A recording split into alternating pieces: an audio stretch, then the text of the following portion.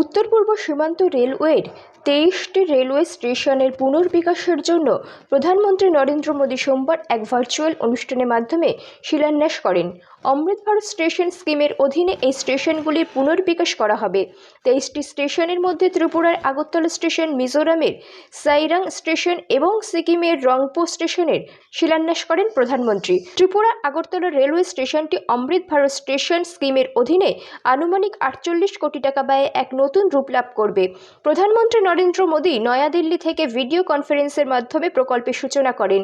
Agartala rail স্টেশনে এই উপলক্ষে আয়োজিত অনুষ্ঠানে অংশ নেন রাজ্যের মুখ্যমন্ত্রী ডক্টর মানিক সাহা। অনুষ্ঠানে মুখ্যমন্ত্রী মানিক সাহা বলেন, প্রধানমন্ত্রী প্রায়শই উন্নয়নমূলক কাজ করেন, কোনো ধরনের ঘাটতি যাতে না থাকে তার জন্য পরামর্শ দেন। মুখ্যমন্ত্রী বলেন, রাজ্যে 6টি জাতীয় সড়কের প্রায় 50% কাজ সম্পন্ন হয়ে গেছে। প্রতিদিন মহারাজা বীর বিক্রম বিমানবন্দরের 22 থেকে 23টি বিমান ওঠানামা করছে। রাজ্যে দেশের অন্যতম হাই স্পিড ইন্টারনেট গেটওয়ে রয়েছে। প্রধানমন্ত্রী নরেন্দ্র মোদীর হীরা মডেলের রাজ্য দ্রুত সর্বক্ষেত্রে এগিয়ে চলেছে। প্রধানমন্ত্রী মানেই উন্নয়নের নিশ্চয়তা। অনুষ্ঠানে মুখ্যমন্ত্রী আশা প্রকাশ করেন, রাজ্যে ডাবল লেন রেল লাইনের কাজ অচিরেই শুরু হবে। আমাদের হীরা মডেল দিয়েছেন। ন্যাশনাল হাইওয়ে, আমাদের 6টা ন্যাশনাল হাইওয়ে অলরেডি প্রায় 50% মতো কাজ সম্পন্ন হয়েছে, বাকিটা রয়েছে, সেটা হয়ে গেছে। আরও 4টে ন্যাশনাল হাইওয়ে উনি প্রিন্সিপাল মাননীয় প্রধানমন্ত্রী যে আমাদের সেটা স্যাংশন করেছেন। আমাদের যে ইন্টারনেট, থার্ড স্ট্রংগেস্ট ইন্টারনেট ত্রিপুরার মধ্যে, ভারতবর্ষের মধ্যে ত্রিপুরার থার্ড স্ট্রংগেস্ট ইন্টারনেট আছে। আমাদের রেল লাইনের কথা তো আমরা বললামই।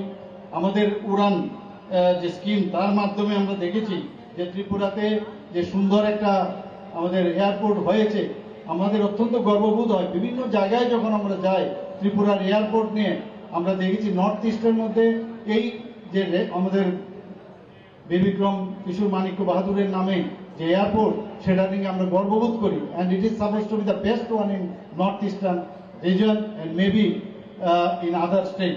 আমি এখানে যে উড়ান স্কিমের মাধ্যমে আমরা দেখতে পাচ্ছি যে এখানে অনেকগুলো প্লেনও এখন আসছে, প্রায় 22টা থেকে 23টার মতো প্লেন এখানে উঠছে।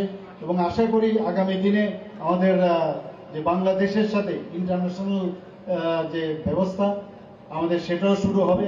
প্রতিমন্ত্রী প্রতিমা ভৌমিক বলেন, প্রধানমন্ত্রীর নেতৃত্বে দেশ দুর্বার গতিতে এগিয়ে চলেছে। অনুষ্ঠানে এছাড়াও উপস্থিত ছিলেন স্থানীয় বাধারঘাট বিধানসভা কেন্দ্রের বিধায়িকা মীনা রানী সরকার প্রমুখ।